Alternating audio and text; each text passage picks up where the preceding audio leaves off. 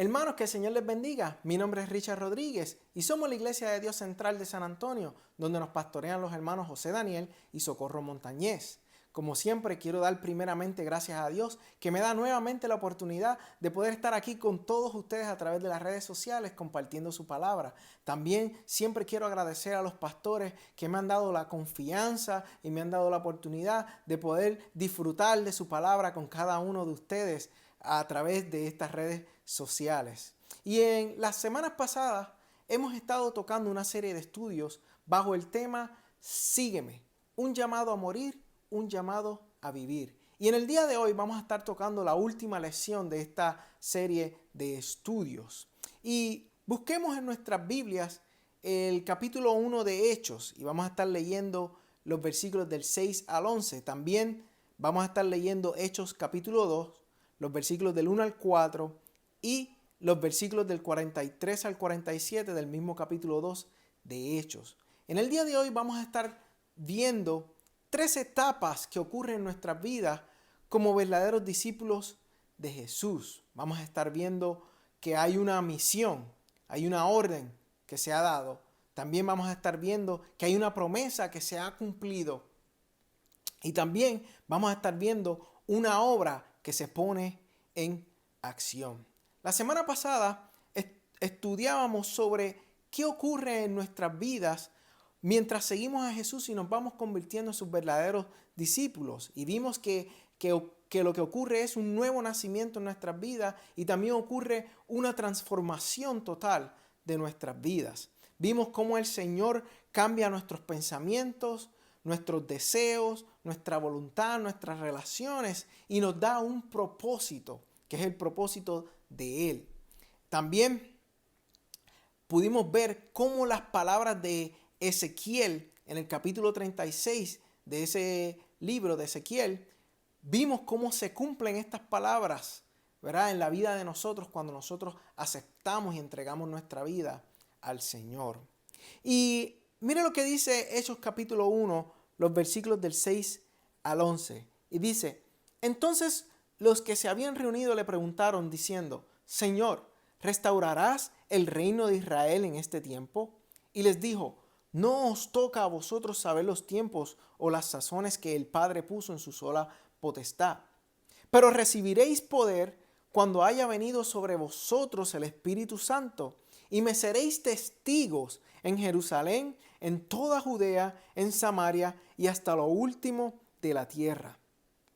Y habiendo dicho estas cosas, viéndolo ellos, fue alzado y le recibió una nube que le ocultó de sus ojos. Y estando ellos con los ojos puestos en el cielo, entre tanto que él se iba, he aquí se pusieron junto a ellos 2 varones con vestiduras blancas, los cuales también les dijeron, varones galileos, ¿por qué estáis mirando al cielo? Este mismo Jesús que ha sido tomado de vosotros al cielo, así vendrá como le habéis visto ir al cielo. Ahora pasemos al capítulo 2 de Hechos y vamos a leer los versículos del 1 al 4. Y dice así, cuando llegó el día de Pentecostés, estaban todos unánimes juntos y de repente vino del cielo un estruendo como de un viento recio que soplaba, el cual llenó toda la casa donde estaban sentados. Y se les aparecieron lenguas repartidas como de fuego, asentándose sobre cada uno de ellos. Y fueron todos llenos del Espíritu Santo y comenzaron a hablar en otras lenguas, según el Espíritu les daba que hablasen. Ahora pasemos a los versículos 43 al 47 del mismo capítulo 2 de Hechos. Y dice, y sobrevino temor a toda persona y muchas maravillas y señales eran hechas por los apóstoles.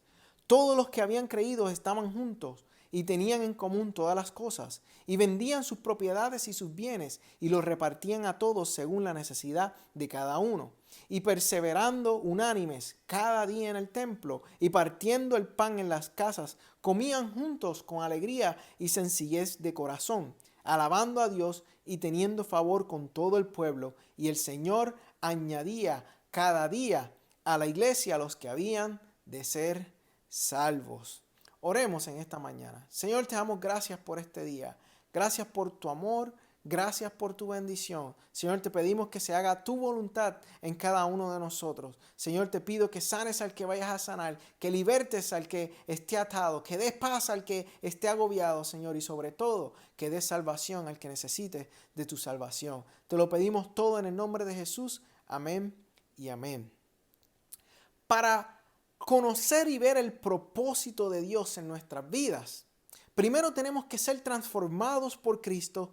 Y entonces cuando seamos transformados por Cristo es que conoceremos y entenderemos cuál es nuestro propósito. Y ahora viene la pregunta que nos quedamos la semana pasada y es lo que vamos a estar contestando en esta mañana. Y la pregunta es, ¿cuál es nuestro propósito como discípulos verdaderos de Jesús? Bueno, nuestro propósito es ser testigos de Jesús y hacer discípulos. ¿Cómo? Predicando el evangelio de Jesucristo. Busquemos en Hechos capítulo 1 y leamos el versículo 8. Mire lo que dice el versículo 8 del capítulo 1 de Hechos. Pero recibiréis poder cuando haya venido sobre nosotros el Espíritu Santo. Y mire lo que dice ahora. Y me seréis testigos en Jerusalén, en toda Judea, en Samaria y hasta lo último de la tierra.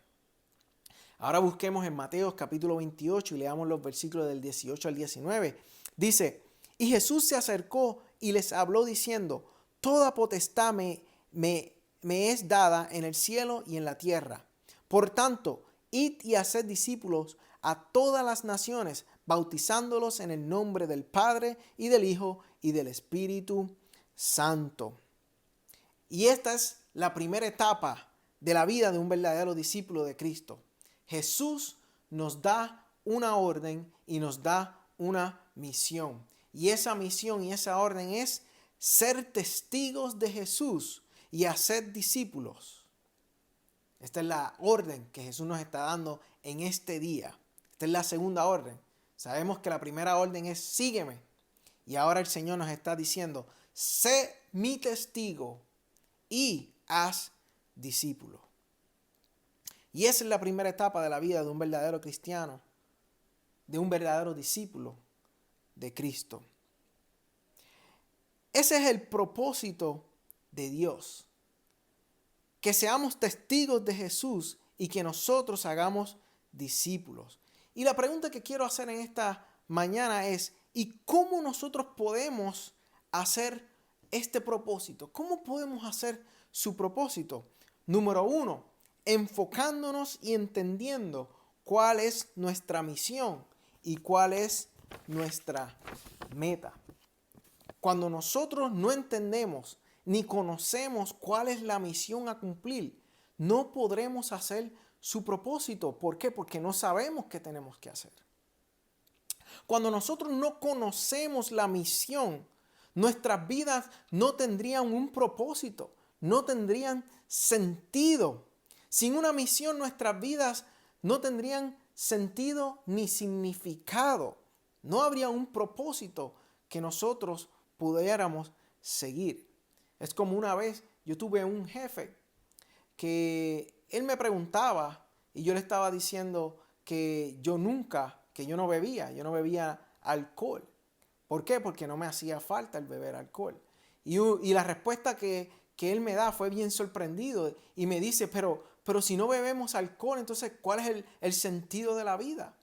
¿Cuál es el propósito de la vida si no tenemos diversión y nos emborrachamos? Porque estábamos conversando, ¿verdad? Yo le decía, pero ¿qué de divertido hay el que uno se emborrache y al otro día amanezca enfermo, vomitando, con dolor de cabeza?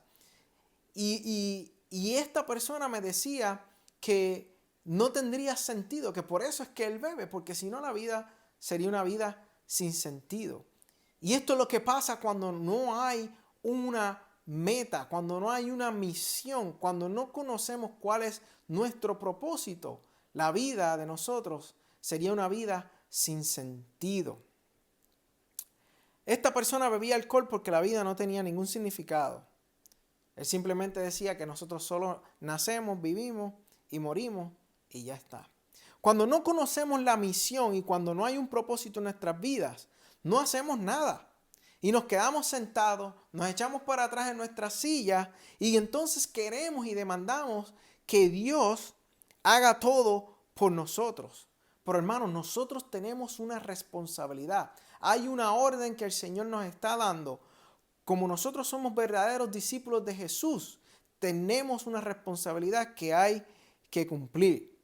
Esto fue lo que le ocurrió a los discípulos de Jesús. Cuando nosotros vemos en Hechos capítulo 1, los versículos del 6 al 8, mire lo que nos dice. Entonces los que se habían reunido le preguntaron, diciendo, Señor, ¿restaurarás el reino de Israel en este tiempo? Y les dijo, no os toca a vosotros saber los tiempos o las sazones que el Padre puso en su sola potestad. Pero recibiréis poder cuando haya venido sobre vosotros el Espíritu Santo y me seréis testigos en Jerusalén, en toda Judea, en Samaria y hasta lo último de la tierra. Los discípulos estaban desenfocados. Todavía no habían entendido la misión y la orden que el Señor Jesús les estaba dando. Simplemente ellos querían que Jesús hiciera todo. Les hace la pregunta, los discípulos le hacen la pregunta y le dicen, Señor, ¿cuándo es que tú vas a restaurar todas estas cosas, todo este reino de Israel? Y el Señor como que se enoja, como que se molesta un poco. Es por esta razón que Jesús les dice y les menciona cómo es que el reino de Dios será establecido y cómo las personas serían restauradas. Y ahí es que pasa Jesús a decirles lo que va a ocurrir. Mire lo que en Marcos capítulo 16, los versículos del 14 al 18 nos dice. Mire lo que Jesús le dice a sus discípulos.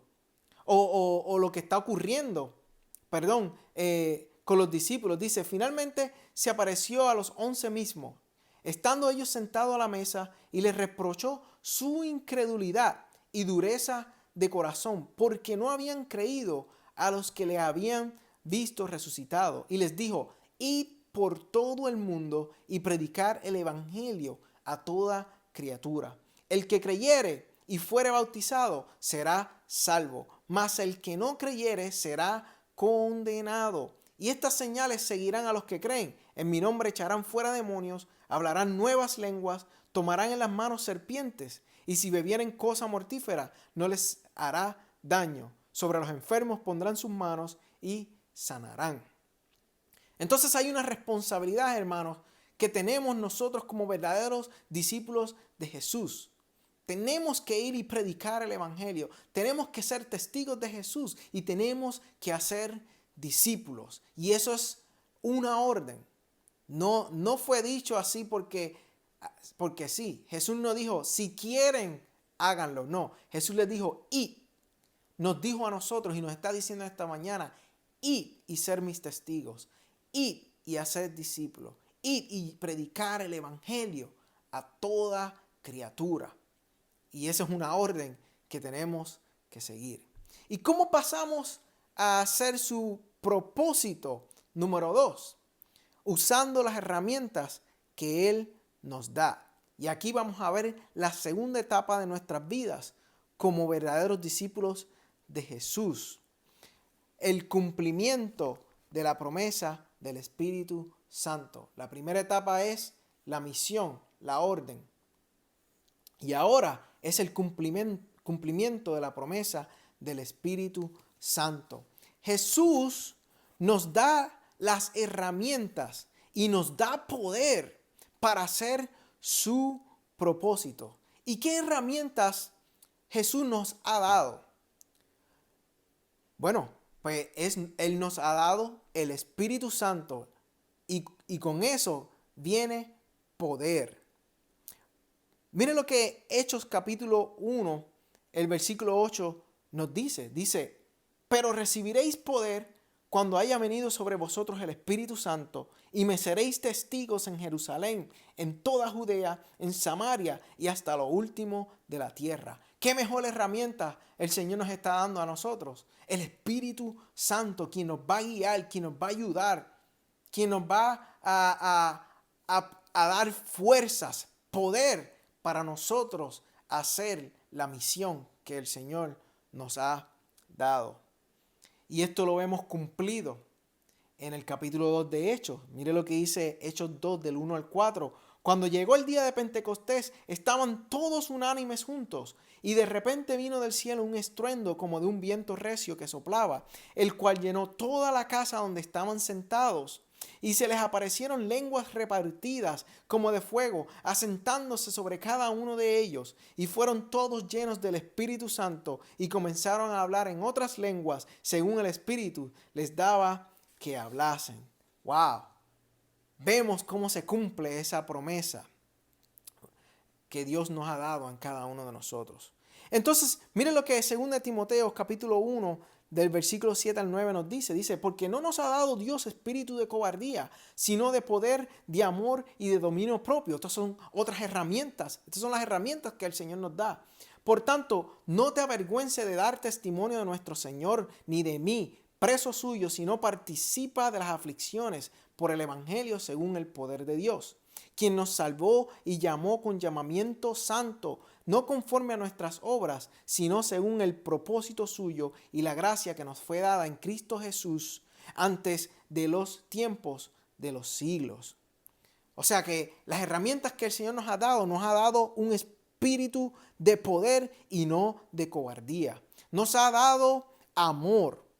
Nos ha dado dominio propio y nos ha dado el Evangelio, nos ha dado su palabra.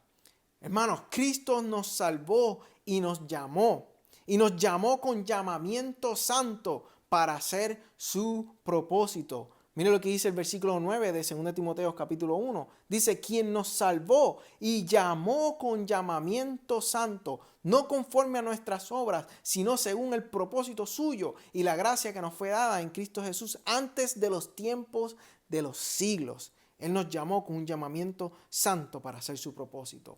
No nos avergoncemos de hacer su llamado ni de cumplir su propósito, porque Él nos da poder para sobrepasar todas las aflicciones, como dice en el versículo 8 de 2 Timoteo capítulo 1, dice, por tanto no te avergüences de dar testimonio de nuestro Señor, ni de mí, preso suyo, sino participa de las aflicciones por el Evangelio, según el poder de Dios. Y número 3, ¿cómo pasamos a hacer su propósito?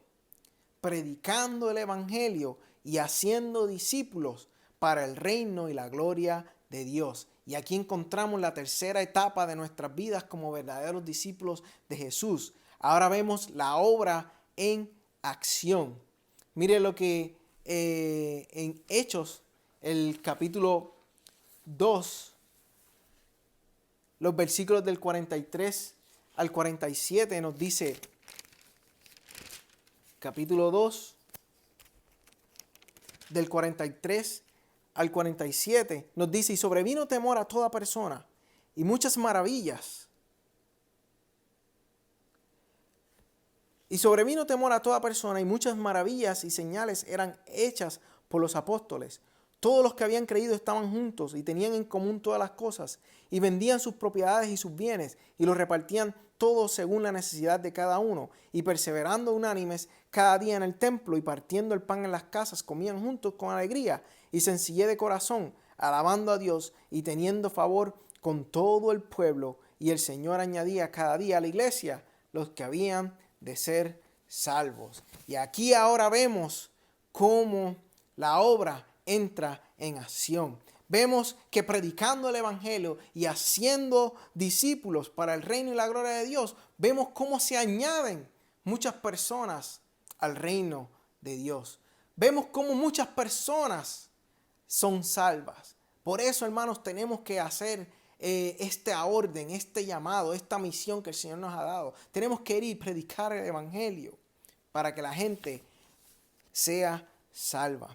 ¿Y qué ocurre cuando predicamos el Evangelio? Número 1, el Señor abre el corazón de los que escuchan el Evangelio, de los que escuchan las buenas nuevas, para que reciban salvación. Mire lo que Hechos capítulo 16, los versículos del 14 al 15 nos dice. encontramos a una mujer llamada Lidia. Mire lo que le pasa a esta mujer. Entonces una mujer llamada Lidia, vendedora de púrpura de la ciudad de Tiatira, que adoraba a Dios, estaba oyendo y el Señor abrió el corazón de ella para que estuviese atenta a lo que Pablo decía. Y cuando fue bautizada y su familia nos rogó diciendo, si habéis juzgado que yo sea fiel al Señor, entrad en mi casa y posad. Y nos obligó a quedarnos. También encontramos a otra persona que se llama Crispo. En el capítulo 18 de Hechos, el versículo 8 dice, y Crispo, el principal de la sinagoga, creyó en el Señor con toda su casa, y muchos de los corintios, oyendo, creían y eran bautizados. Por eso es bien importante predicar el evangelio. Predicar el evangelio es algo maravilloso y hermoso, y es un privilegio. Mire lo que Romanos capítulo 10, los versículos del 14 al 15 nos dice. ¿Cómo pues invocarán a aquel en el cual no han creído? ¿Y cómo creerán en aquel de quien no han oído? ¿Y cómo oirán sin haber quien les predique? ¿Y cómo predicarán si no fueren enviados? Como está escrito, cuán hermosos son los pies de los que anuncian la paz, de los que anuncian las buenas nuevas. ¡Wow! ¡Qué hermoso! Número 2. ¿Qué ocurre cuando predicamos el evangelio? Cuando predicamos el evangelio, pasamos a tener comunión con nuestros hermanos en Cristo y con Dios.